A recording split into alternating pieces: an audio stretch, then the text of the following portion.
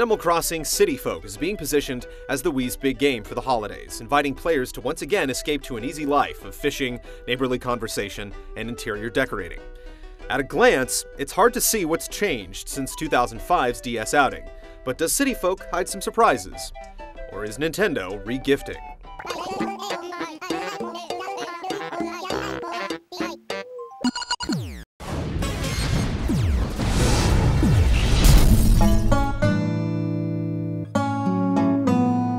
When you first start City Folk, you can either create a new character or migrate from the DS game. By downloading a special application from the Wii, you can transfer your character, current outfit, and item catalog, allowing you to repurchase rare items without months of shopping and trading with friends. Like earlier titles, you can start life in your randomly generated town by choosing a vacant house and running a few tutorial errands for convenience store tycoon Tom Nook. After an hour or so, you're set free to do as you please.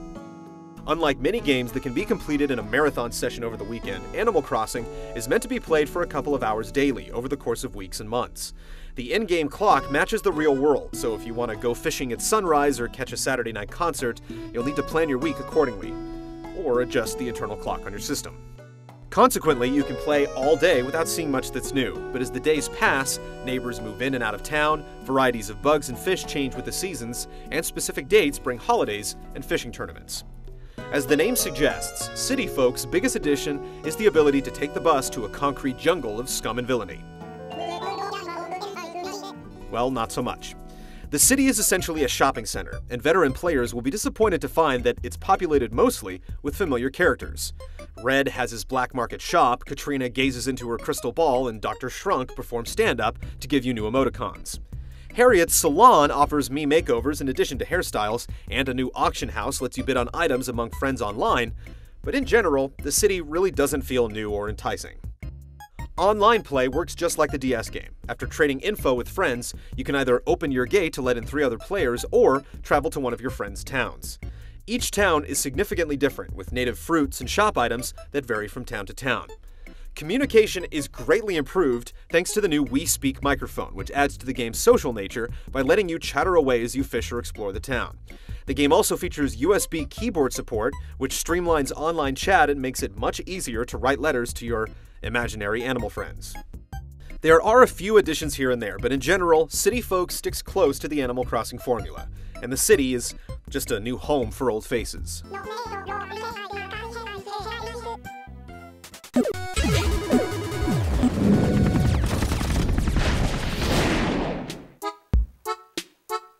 Playing Animal Crossing is about communicating, collecting, and creating. You have a mortgage to pay, but there are no due dates, so you can ignore it or pay it off however you choose. Talking with animal neighbors, running errands, and sending letters is often rewarded with gifts in return. As silly as it sounds, it's easy to connect to the different personalities, and animals will worry if you've been away for a while or if you get stung by bees. They may approach you to buy an item you're carrying or even ask you to play a game of hide and seek. There are tons of collectibles like furniture sets, shirts, wallpaper, fish, fossils, and so on. Obsessive players can go all out, but others can simply look forward to a huge variety of new items and surprises. Or that's the way it should be. Unfortunately, recycled content strikes again. Veteran players will recognize most of the game's collectibles, and there aren't any new item groups either. More decorative types may focus on fashion and design. You can start a local trend by creating a GT t-shirt and displaying it at the local store. As you pay off your house, you'll have opportunities to expand it multiple times, giving you more room to place furniture that matches your style.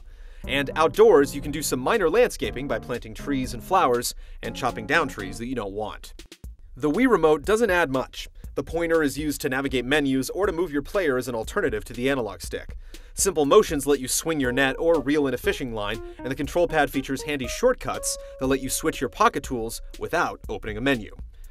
There's a lot to do in Animal Crossing, whether you're fishing with friends, building a snowman, or teasing Mr. Rossetti. The problem is that it's the same things we've been doing for years. There's really not much gameplay per se. It's more of a series of tedious exercises that have to be completed to collect more stuff. Unfortunately, it's the exact same stuff we've collected before, providing little incentive for fans of the series.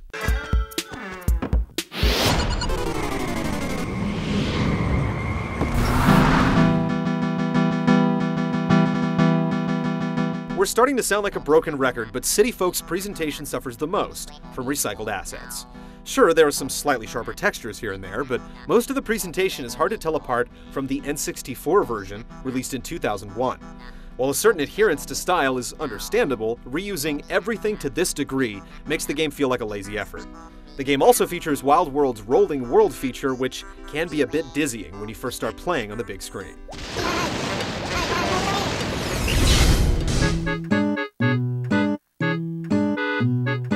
It's been 3 years since the previous Animal Crossing on the DS, but City Folk is virtually identical and costs $20 more. If you're new to the series, or skip the portable version, it's a charming game that can become addictive for those who like to collect things. But if you've played Animal Crossing in the past and got your fill before moving on, both you and your wallet will feel an overwhelming sense of déjà vu.